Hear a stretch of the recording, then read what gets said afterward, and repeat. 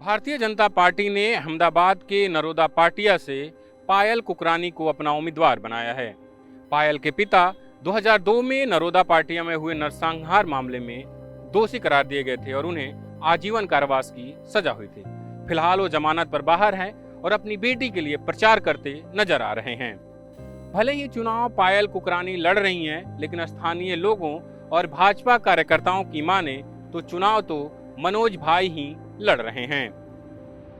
दंगे के मामले में दोषी करार दिए जा चुके मनोज कुकरानी की बेटी को भाजपा द्वारा टिकट दिए जाने पर यहां से आम आदमी पार्टी के उम्मीदवार ओम प्रकाश तिवारी सुनिए क्या कहते हैं। देखिए, ऐसा है कि भारतीय जनता पार्टी के लिए कैंडिडेट के पिताजी ने त्याग दिया है। आरोपियों में, गुजरात के आरोपियों में उनके नाम थे और गुजरात स्टेट में उस समय भाजपा की सरकार थी।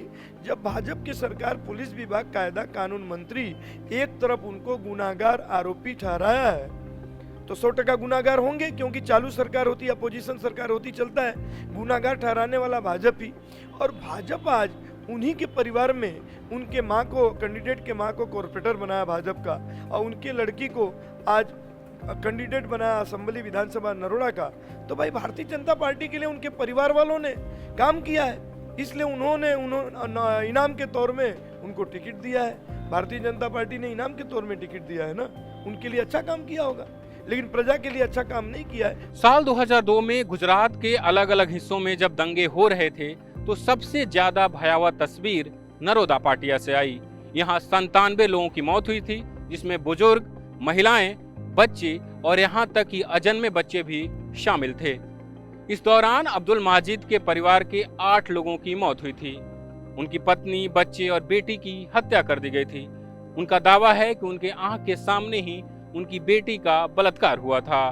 भाई, अभी तो उनका राज चलता, हम नहीं बोल सकते, क्योंकि हम भी बीजेपी के ही थे, तो भी मायावती कोटना ने हमको जिंदा जलाकर मार सटा। हमने कोर्ट में भी बोला, सब जगह भी बोला, ये लोग का राज चलता है। मेरी बीवी को जिंदा जलाया है, मेरी बच्ची को रेप करके सुप्रिया बानू नाम है, उसको जलाया है, और आफरीन बानू, शाहीन बानू को मार दिया, जिंदा जलाया है, और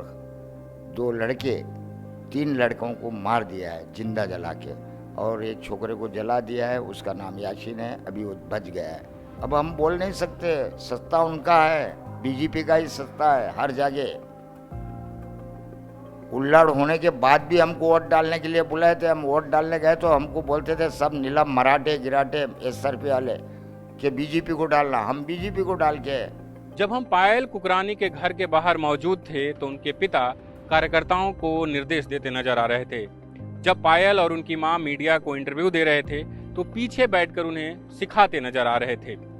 लेकिन जब हमने उनसे बात करने की कोशिश की और गुजरात दंगे में उनकी भूमिका को लेकर सवाल किया तो उन्होंने बस इतना ही कहा कि मुझे तो फंसाया गया, मैं वहां था ही नहीं। वहीं उनकी बेटी पायल कहती है कि वो अतीत है। हमारे साथ हैं पायल कुकरानी जी, जिनको भाजपा ने नरोदा पाटिया से टिकट दिया है। इस सीट से भाजपा लगातार बीते 4 टर्म से जीत रही है और इस बार यहाँ के सिटिंग MLA का टिकट काटकर इन्हें टिकट दिया गया है। मैम, आपकी पार्टी यहाँ से बीते 4 बार से जीत रही है, इस बार आपको टिकट मिला है, कितनी कॉन्फिडेंस है आपके? आप कॉन्फिडेंस में कि आप जीत जाएंगे?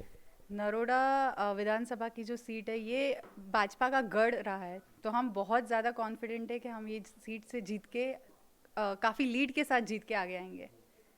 लेकिन जिन सिटिंग MLA का टिकट काटा गया है, और मैं लोगों से बात कर रहा था तो उनका कहना था कि लगभग 78 लोगों ने टिकट की मांग की थी, आपको टिकट मिला। वो जो 78 लोग होंगे, क्या आपके पक्ष में वोट मांगेंगे? जो विधायक वो मांग रहे हैं सब हमारे साथ ही है। मैंने जैसे आपको बताया, ये पूरा एक फैमिली ही है, भाजपा का जो फैमिली है हमारा, हम सब। और टिकट का ऐसा है कि सब मांगेंगे और सबका मौका भी आएगा। इस बारी मेरे को चुना गया है तो मैं अपनी जो मेरी जिम्मेदारी है इन सब लोगों के साथ मिलके, जितने भी पूर्व और जितने भी कार्यकर्ता अभी भी है, सबके साथ मिलके विकास की तरफ हम आगे बढ़ने वाले हैं।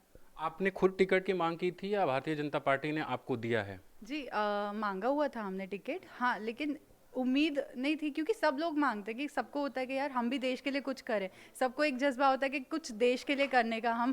मेरा प्रोफेशन डॉक्टर का रहा है, मैं वैसे पब्लिक को ही सर्व करती हूँ, उसमें जितनी शांति और पीस मिलती है वही शायद देश के लिए मुझे अभी एक ओहदे पे मिली है करने के लिए, तो बेहद खुशी की बात है मेरे लिए।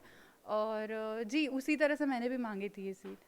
अभी तो चुनाव में समय है, लेकिन एक विवाद जो सामने आया कि आपके जो पिता हैं वो 2002 में जो दंगे हुए थे उसमें दोषी करार दिए गए थे, अभी वो जमानत पे बाहर हैं और इस बात को बार बार सामने लाया जा रहा है। आप इसको कैसे देख रही हैं? क्या वो अतीत जो आपका था, मतलब पिताजी का अतीत, वो आपके साथ रहेगा या उसको आप कैसे देख रही हैं? मुझे लगता है कि जितना भी ये सब चल रहा है उससे अच्छा है कि हम पॉजिटिव साइड इसकी देखें। पॉजिटिव साइड जैसे मैं एक डॉक्टर हूँ, यंग हूँ, कुछ देश के लिए करने की जो मेरी चाह है, जो हमारे साथ हमारी फैमिली को देश के लिए करने की चाह है, उसके लिए हमें बस एक राह की ज़रूरत थी, जिस राह पे अभी हमें भाजपा ने विश्वास करके टिकट दी है और उस राह पे ही हम चलेंगे। लेकिन अगर ये सवाल कोई पूछे कि आपके पिताजी का अतीत, तो आप उनको क्या जवाब देंगी? क्योंकि ये सवाल आ रहा है ना बार बार।